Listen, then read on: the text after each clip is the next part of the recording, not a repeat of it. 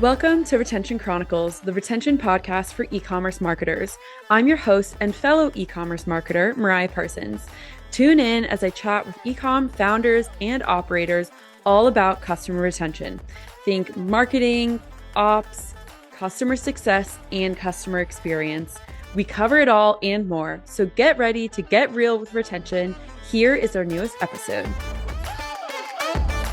Hello, everyone, and welcome back to Retention Chronicles. I'm psyched for today's episode. Rochelle, thank you for being here today. I know it's out of a very busy schedule, so I'm always grateful when people make the time to come on, share their expertise, and just get to know the space better about, the expertise that you're going to share and really expand my own mind. So thank you for making the time. Say hello to our audience and give a quick introduction of yourself. Thanks so much for having me. Always will find time for you, of course. I'm Rochelle Thielen. I'm the CEO of Traject Data. My background has been across the board in private equity, venture, SaaS, automotive, insurance, marketplace, and now directly in source data. So definitely across the board, but excited to be here today. Yeah, I love it. I'm not even going to try and dive into all of those because I just know they're all encompassing, but I will give context to our listeners about how we met. So we met at Shop Talk Fall, which is a very fun conference. They had it for the first time in Chicago for their fall conference, but have a bigger one in Vegas and in Europe. And I'm sure all of our listeners have either heard me talk about it or have attended themselves. And we just so happened to meet at the happy hour that they had exclusively for women that Shop Talk puts on. And then we come to find out, our teams were already in discussion about getting you on this podcast, which it was just serendipitous. Right? Yeah. So it was fate. You're right. So yeah, it's great that we're actually, finding the time to sit down now and aligning our schedules, because I feel like that's the hardest part about a podcast is just getting the recording time set up. So thank you for being here again. And thank you for giving us that quick summary of your background. I think our listeners will know, you got a lot of expertise in a lot of different areas, and now you're bringing it into, source data, like you said. So give us a little bit of a background on Traject Data. Tell us what you're doing, give us kind of the boilerplate so that we, set the stage, and then we'll dive into the thought leadership. Yeah. Yeah, you got it. So the easiest way to think about it is for retailers and brands, what Traject Data does is goes out online and captures all the information that otherwise would be either inaccessible or not accessible in a scalable way for them to make strategic decisions, usually around customer journeys, marketing, SEO, and operational decisions.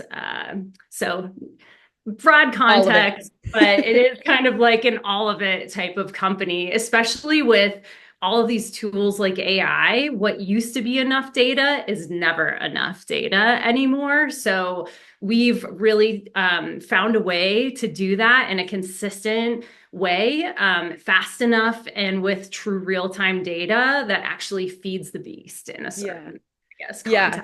Mm-hmm. And it's been a conversation that we've been having more frequently on Retention Chronicles of just AI in general, yes, but then how do you actually train the said AI to be efficient, to be what you want it to be, to get the results that you want it to get? And I know this is something that my own expertise, I'm still learning as well. I am by no means an expert in the space on just AI and making sure that, you can be as efficient as you possibly can be. So I would love to have you kind of walk through when you're talking about data. I feel like just the word itself, it encompasses so much, right? Anywhere from data lakes to just first party, it's zero party. There's just so many different aspects of data, and it all can seem so, I guess, overwhelming, right? Yeah. Even when you're an expert in your field, I think just the enormity of all of it and how fast it's coming at us and changing makes all of us a little bit uncomfortable. And the interesting thing about AI now, which you were just mentioning, Shop Talk comes up in almost every speaker's conversation when they're trying to deal with so many different aspects of the business, is you have to think a level deeper, because all of what AI does is really learn from the data it's fed and how those decisions are made. And it tries to replicate and mimic those things. So when we think about the source data, when we think about AI, some of the first questions we should have is about the data that's being fed into that tool to teach it how to make these decisions. And that's the area that's kind of behind the curtain for most people, where they frankly don't know where that information is coming from. They just kind of like are in a position where they're given a tool that surfaces this information. They're making very important and strategic informational decisions with it. But it's hard for them to ask the right questions to know if that data is actually reliable. How current is it? How clean is it?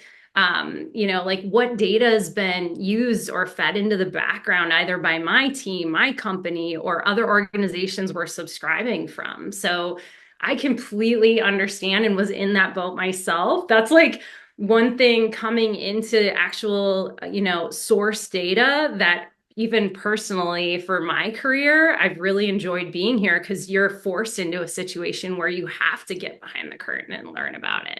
Yeah, yeah, and it's such a great point, and like I again, like I will share just endlessly on this podcast. Like I know I'm guilty of it as a marketer, where it's like, Yeah. oh God, like our database, I'm like sometimes like, okay, wait, do I fully understand how contacts are being added and kept up to be clean, and like, all of the automations that we have going on, and just like even AI, I'm like, okay, how am I training my AI? Am I putting in the right resources for, am I just putting in a couple of resources because I'm being lazy, or am I like actually diving into our database and like, making my own AI agent to then make sure that okay, that's the like best Oh yeah. scenario for me, right? Like there's just so many different things. So I know I'm guilty of it. Everyone will relate to it. Right? Yeah, the anxiety right now from people listening to this, like I can feel it from past lives of just over literally having teams call things like the data swamp would be Yeah. like referred to, where you would dig in a company to go like hope you could maybe rely like enough to make a decision. But it's totally fair because like you were just saying, you have limited data. Like some people aren't lazy, they just that's all they can get access to, and they're forced into a corner where they have to like buy one of those dreaded lists online for some thousands of dollars that you don't know what you're going to get or how old it is or how did they get this information, or like maybe go into an area where your parameters are wider than they should be, so you don't know if you're really making data specific to your industry or starting to creep into other things that are completely different than what they were before. So totally understandable. And that's like where we've had to learn so much is we end up being the coaches in that scenario. And a lot of this stuff, you have to sit right next to your engineering and product teams and understand from an engineering mindset, like how are you actually setting up and querying for the data to know, which most people aren't going to do because they've got the rest of their company relying on much higher level decision making. Yeah. So we'll tell our audience, like, we know it's stressful, take a deep breath. And then, Rochelle, I'm going to have you explain, like, how do we even get to the point where, like, okay, data is messy, data is dirty, data needs to be optimized, data needs to be better, just overall better. Because it is a great point that, like, you can't have AI run on bad data. So if someone's sitting in our audience and is like, well, that's definitely me, I'm raising my hand, admittedly. Tell us about like why do you think just our systems even get to that point when we're like sitting at such a precipice of like technology is so great, but we still have these problems of like, like the of data just being messy or data just being so all encompassing that it's hard and you have to dedicate efforts of like cleaning it out so that you can feed Right. other technology like AI to do a better job. Yeah. So some of those things we just kind of talked through. The one I think that's critical to this audience and that I've seen more and more of is there's usually in companies this kind of unintended gap in between the business side of the company and the data or technology or engineering teams. So to bring those two things together and really solve that problem, you have to, as a business person, be working with someone as a strategic partner who truly understands what you're trying to get that AI to do, to the level you do on the business side. And then have that partner, whether it's inside your organization or with a company similar to ours, walk through meticulously how we can outline and ask for the information that you need in a localized, granular way so that it's a continuous feed rather than some type of cached old information with somebody who basically took a ticket of, okay, we think they want leads for this company and gave it their best shot to do it. So long story short is it's hard, it's meticulous work. And we have to have the patience to do a little bit more than we used to. Yeah. So you're exactly right. Like I think it takes dedication to change, right? Like for anything that's outside of, what we're specifically talking about here. And I know I've done that, right? Where it's like clean out our database and just like dedicate time to it. Like that Yeah. is what, whether it's, working with a team like yours, whether it's just like chipping away at something or just like even beginning to understand a database that you inherited from another set of hands or someone who was a previous leader at your company. What is it, what is sourcing granular like good data, quote unquote, and good, how can Uh-huh. that kind of be used for emerging technologies, Yeah. and what does that look like for a brand? Yeah, exactly. Great question. So there's a couple different examples here. So let me just start by giving you a real life example of a marketplace that we work with that is huge in the US and Europe and was losing literally millions of dollars over the holidays because they're one of those marketplaces that has people, contractors going out, picking up products, in the moment and delivering them. And during the holidays, like we all know, hours are all over the place. They're changing literally day by day, especially if they're smaller retailers that maybe just like posting updates within the last 24 hours. So the way they were losing millions of dollars is they were having to pay for unfulfilled orders and refund people, which obviously isn't good for retention or anything else. And they were having to pay these contractors to go and pick up stuff when there was nothing there to pick up. And at scale, huge problem. So this was because the data that they had was old and not good, right? So to put that into the context of the question you just asked of like, how do we move that into a granular, clean data source? You need to, so basically we worked with them to set up an API feed into their organization where every couple of hours they were literally going on and pulling or scraping the information from all of these partners that they had. So if those hours changed within the last 60 minutes or so, they now have real-time information. So those customers aren't able to order in the moment. And if you think about it, even up until the last few years, we would have felt like real time is real time, even if it was a week old data. If it was 30-day old data, you can take this same application when you're looking at customer journeys and this omni-channel experience that all of us are leaning into and translate that over of if you're a direct-to-consumer brand, or basically any type of brand that's concerned about how your products are represented across all these channels. This stuff is happening literally minute by minute. Your prices can change, who's selling your product can change, how it's represented, where it is on the digital shelf is being adjusted. And it's very uncomfortable for people who work so hard to get this stuff under control. So if you're only getting a report that has the last, 30-day old data or even a week old data, there's no way for you to stay on top of things changing at the pace they are now. So I guess in summary, when you're asking me about what is this granular, like critical data set that we're moving toward, it's really getting away from these off the shelf type solutions that are delivering you these reports and moving into a world where even in as simple as Excel or these common reporting tools like Tableau or Looker, you're able to set up a feed and get that information literally now if you want to see that and be notified of those changes.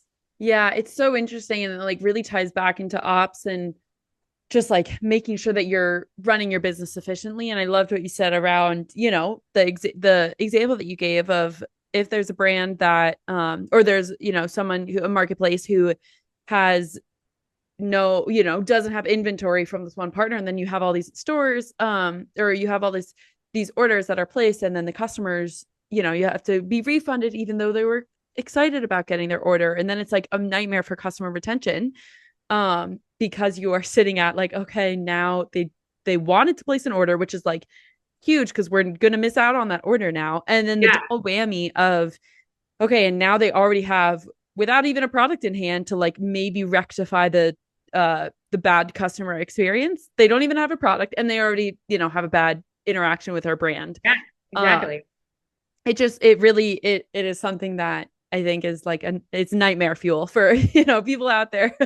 Yeah, um can I give you, actually, I want to give you one more example Please from do, yeah. that. This was so interesting. We're talking about emerging technology. Even like the people who typically reach out to us are emerging technologies. Like they can't get what they want. They're trying to do things even faster. And this company I met with there is actually, we all know fraud is this huge issue, right? And one of the things that unfortunately happens is people are reselling products on other places for higher prices, right? This is nothing new. It's just kind of like that cat and mouse game of like they're trying to stay ahead, brands are trying to stop it from happening. So this company is basically trying to use our data and will end up using our data so that at the moment of the transaction, like let's just say it's the new age Air Jordan that comes out and drops, and I'm going to go and buy that. And I'm, a bad actor reseller. When I buy this bulk quantity of shoes, they're instantly going on sources like Amazon and eBay to check and see if I, the bad actor, am already attempting to resell this stuff at a unacceptable price level. And if that happens within the couple of minutes before, say, Nike would ship these shoes, they're able to stop that order now because they're able to identify that this is happening. When you think about, like, when we're talking about granular, localized, like real data, for them to be able to go and do that source within a couple of minutes and stop something like that happening, it's just like incredible that that's even an option these days, you know? Yeah, no, it's kind of like otherworldly to think about of like, whoa, how are we like at that point where you can like really, really get that Oh yeah. finite and like There are eyes everywhere. trace. Yeah, exactly. And it's like, whoa, wait. It's like, should I be Yeah. scared? Should I be excited? I don't know. Should I be all of them? Yeah. And like this is something I'm gonna even bring it out of e-commerce for a quick tangent.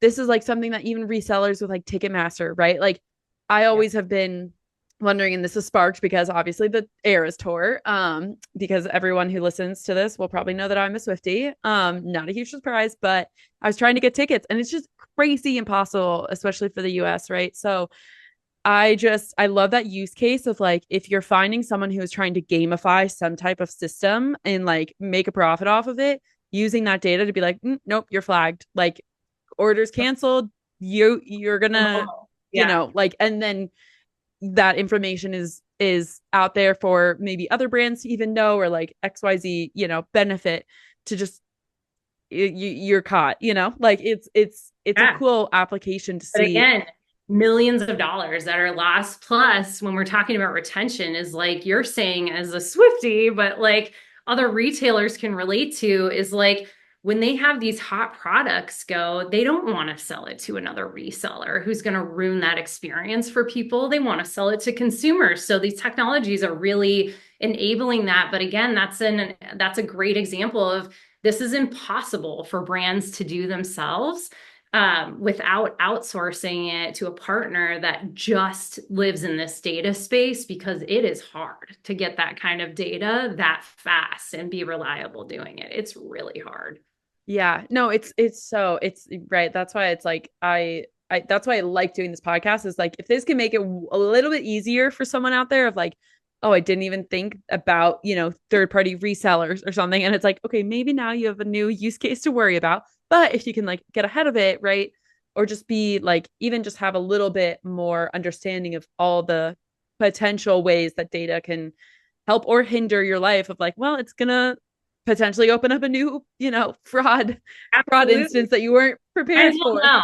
Yeah, I'd Yeah, rather know. I think we'd all rather know. exactly. It's like short-term worry, but like long-term it'll pay off. So Then you can start dealing with it, right? Or you can at least like know it's there and decide when you want to prioritize dealing with it, but it's not happening behind your back. yes, yeah, exactly. And so like I think that's something that is so, and I appreciate you sharing the use cases because I know it makes it the context so much easier for people to like, I guess, apply to their own operations and like their own use cases. Like I think everyone knows, obviously, there's use cases are going to be specific to each company, but I know it's always like comforting to hear, okay, like even these big, big marketplaces or Oh, big huge. emerging tech, they don't Yeah. have it figured out, so it's like even if you're a smaller a smaller company and like figuring it out, You it's should still feel comforting to very hear. confident. Yeah, it's like that's one of the great things when you're at a company behind the curtain like we are, where in a lot of cases, you just don't have access to it. Like nobody's on stage raising their hand saying, "Oh yeah, we have that problem too. We actually don't know where our brands are placed and can't see omni-channel." But I can tell you 100% just from my meetings at Shop Talk that my chin even hit the floor at some of these like nationwide brands where they're telling me in 2025 this is on our roadmap. We know we need to do it, but we don't know how to even get there. This is so common. So whether you're, small, medium business or you're in that position where you're like, wow, we're way too big and we really shouldn't have this problem now, rest assured, like seen it, done it, been there, like you're not alone. This is a problem for everybody because they all know they need to, but that step from like, I know I need to how do I do it is a huge one. And it's one of my favorite conversations to have with people because it just gives you the confidence that, okay, even from, we don't have to hire a huge data analytics team. We don't have to go out and spend tons of money on these really expensive platforms to do this. We can actually do this in-house by just getting a partner, getting a basic stream of data and starting with, let's watch our prices. Let's watch who's selling our products and do that through, again, like Excel, Tableau, Looker, these very like basic solutions. And then when you're ready and you're hungry and you're like getting this confidence level, go out and spend the money now that you can justify this as an organization. It's like, baby steps sometimes can have huge payoffs without having to feel like you have to go big or go home. Yeah, for sure, Rochelle. You're so right. That's so true. Of just like little things along the way can be a lot more tolerable in terms of, life doesn't stop, like other obligations don't stop, but rolling something out into the strategy that can be helpful, it really does a lot. And I want to dive into, because we've been talking obviously about like with the case studies that you've given, more about like ops and thinking about like logistics and fulfillment and like fraud and reselling.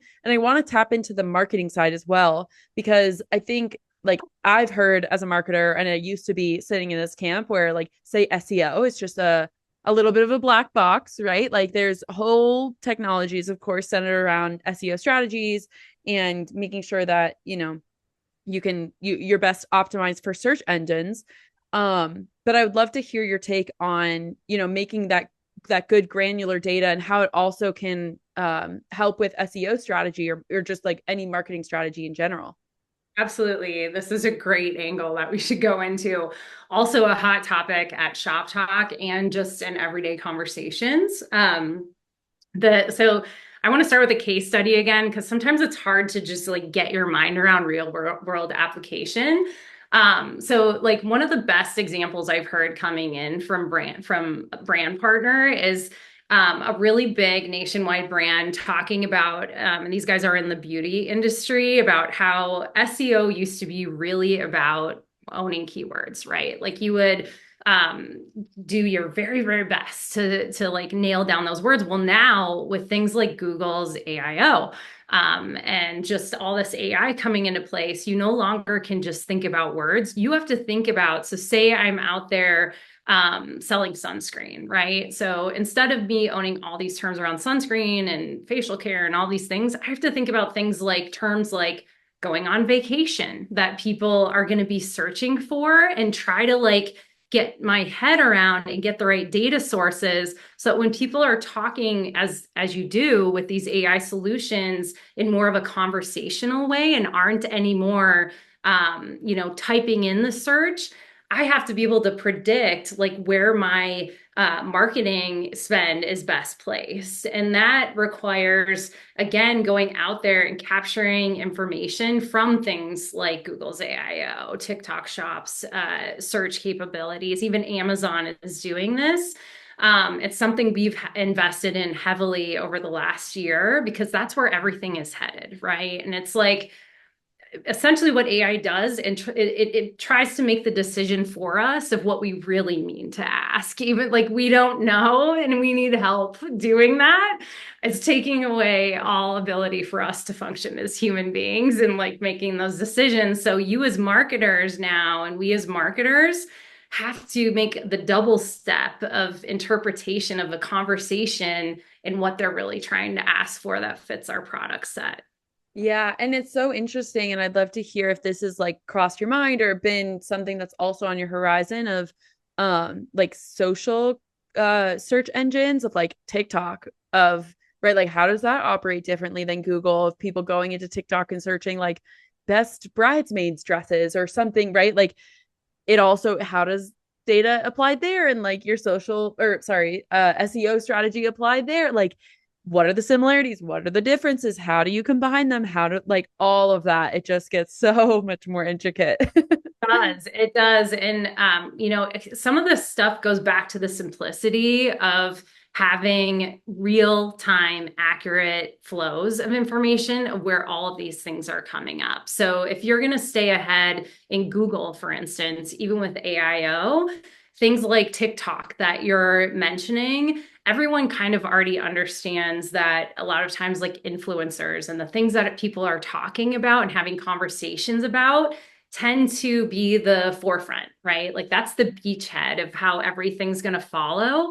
So we have to, as a data provider, provide those solutions that are going to give context to that along with, so you can see how that flow is happening and react and adjust to it later on in things like Google in a consistent way. So again, when I talked about at the beginning, how organizations either don't have this information accessible or don't internally have the resources to do it, that's where companies like ours have to step up and set up entire teams that are basically adrenaline junkies, because this stuff shifts constantly all over the place of where this information is coming from. And all they do all day long is try to stay ahead of the infrastructure of where those data points are and make sure that those feeds coming into our marketing partners have data flow at a quantity they can trust and don't go blank. It's one of the probably only places in data that data going blank, frankly, is a huge problem because we're pulling this information. It's not through a standard API because those APIs are too limited to really give marketers what they need. That's so interesting. Yeah. It literally, I feel like we could have, a whole podcast season on all like these topics because they're all encompassing. And that's where it's like, you all are the experts. I am very much not. And it is just so fascinating because I always am learning something new on this episode. And I want to circle back to kind of like customer retention and talking about when we're talking about good data, because it's not just right. It's not just about like enabling your team to work better, to work faster, to work with better data insights.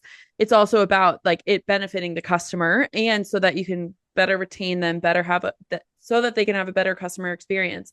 So I'd love to hear kind of your take, given that obviously here we're all about customer retention, Yeah. and kind of see where the two like intersect. Yeah. Great way to pull this together. So I think one of the easiest ways to do this is when we talk about customer journeys, because frankly, we work in this industry, but we're in it as consumers as well and can really connect to our exhaustion and our fatigue the same way our customers experience this when we're served up all sorts of data that's wrong, right? They think we want to buy these certain products, so they're pushing it at us. Or when we go on Google that we're really looking for this information, we're not. And all this information shoved at us, and everyone feels this sense of fatigue. So if we aren't doing all the things we've been talking about and we have the best, most optimized way of making those guesses right, retention is right there, right? What's going to happen when we're exhausted from going to a site and we're just continuously served up this one kind of something because we looked for it once for a friend of ours or whatever else? We're going to stop going because it's exhausting. And it's like you can find this anywhere else, right? There's tons of competition out there. So I think Just people are talking about the right thing, which is consumer journey. It's like, what do I experience no matter what site I go to for your brand? And how can we, first of all, measure what we can then manage by pulling that data together in a way and then consuming it in that control tower methodology where it isn't overwhelming anymore. It's now calling my attention to the areas I need to address. So I'm not wasting all of this time trying to manage what isn't manageable. So that at the end of that whole piece, what the customer really sees and what's placed forefront for them is accurate and our best ability to put our best foot forward every single time. And I think that's a lot easier to talk about than it is to do. And it's changing so much right now. Even when we have it figured out yesterday, it's hard to decide what we're going to do tomorrow because it's shifting under our feet. And it's really, whether it's this podcast or working with partners that you trust, surrounding yourself with this council of people from all these different angles, be it data or retention or, tons of other places in operations. That's how I think we'll be the most successful with retention is like taking all these pieces together and using it to, again, like consistently evaluate and make those changes in our organization that feel like the next and the data proves are the next right step. Yeah, for sure. So with the customer journey, because that's it, you're so right. You're so right in that it is so intricate and so exhaustive when you're searching as a consumer, when you're searching, for one thing, and maybe it's even for a gift, and you went and bought it already, and then still being served to you, months later or something. You're like, oh my God, I'm just exhausted, and now I'm getting tired of seeing this brand or this product or whatever, or like similar products. And so I want to ask, when you're talking about like serving and using data, really smart data, clean data to serve really intentional, but not over exhaust someone. I feel like a lot of consumers, especially those who maybe aren't in marketing or in the tech world, they like, you're talking to your friend about a product, and then the next minute it's like your phone has that product, right? So I think, right. You're yeah, like, I it's didn't like even type this in. How is this possible? exactly. So I'd love to get your opinion on this because I think it's such a delicate balance of like using smart data, but not like scaring someone, not scaring a consumer of like, wait a minute, that's like too good now, because Yeah. there's like such a big um hurdle for the consumer, I think, to be like, whoa, like hold up, like that's creepy now. And then it turns them away from shopping with a brand or shopping with a technology or something. So talk us through how you kind of like, I guess, do that dance.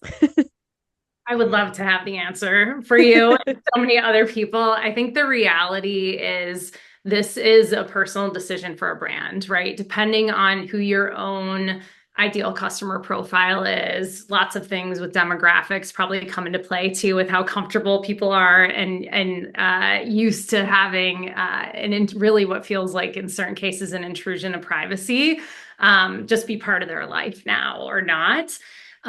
So there isn't, at least from my perspective, any one answer for that. I think what I really view our role to be is to be providing the best data we can across the sources that we have. And that's really where our role stops. We aren't there to make those decisions for brands. We're happy to be part of conversations. I love talking about these things too. And I think one of the things having a good partner should be used for are asking them. The smartest people go to partners like us and say, what's everybody else doing? What do you see out there? What's changing right now? What new shifts are people making? And use that, right, to get ideas of their own for things that work or don't. But as far as like a one size fits all, oh no. Yeah, there Like, never is, right? Like I wish. Yeah. yeah. I think it's a good point of trying to just have all the options on the table, and then the brand can decide of like, okay, maybe, our demographic is XYZ, so they're not going to respond well to this, versus okay, maybe this demographic is more used to life being so interconnected across devices and across different platforms and That's all it that even. stuff. Yeah, Yeah. we think now, I mean, imagine kids who are in middle school and high school now, they're probably going to have the opposite reaction of like, how could they not be telling me this while I'm just like thinking of it as a thought and not even saying anything. Yeah, So exactly. yeah, Yeah. where this is the world keeps shifting. And I think that's the thing is you gotta like keep talking to people, talking to your customers and using the data that's available to be changing along Yeah. with them. For sure. So one more question about the customer journey aspect of it. Do you see obviously my experiences in the post-purchase side of things? It's where I've, focused as a marketer with Malomo. And so do you see like a difference in, I guess, the importance of data for pre-purchase and post-purchase, or is it like across the board, across all of the customer journey? It's across the board, and it even starts at customer acquisition, like before people are even buying it. Like you're talking about SEO is a great example of pre-customer purchase, as well as like lead sourcing for businesses if they're going out there and even how they're distributing products, which is like a different form of customer journey, but a lot of these tactics are being applied in multiple different ways, but really kind of have the same general ideas and flow behind them. Yeah. Okay. Amazing. Thank you for fielding all of my questions. This has Yeah, been so great. it is. Rochelle, thank you for making the time. Like I know I always it's a tough to like balance myself of I'm like, okay, I want to just have like these episodes be so long and like 5 hours and just continue talking, but that is just not realistic, right? So thank you for making the time. I'm gonna wrap us up because this was just it is fantastic. And I know there's a lot for people to dive into in this space. And I know there's just like we only are scratching the surface with this episode, but I know it'll be a great one for our audience. So thank you. Yeah, well, if anyone ever wants to spend another 15, 20 minutes, this is how I learned so much too. So I am all in for the conversation at any point and any time.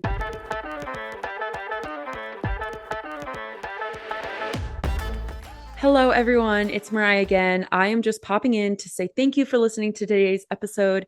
And I am so, so, so grateful that I have been able to be on this journey for the past couple of years with this podcast. It's been phenomenal to grow and see our community of thousands of listeners, see what you guys are up to, what you're learning, what you want to hear about next. So if you haven't already, please like and subscribe to the show so we can continue doing this.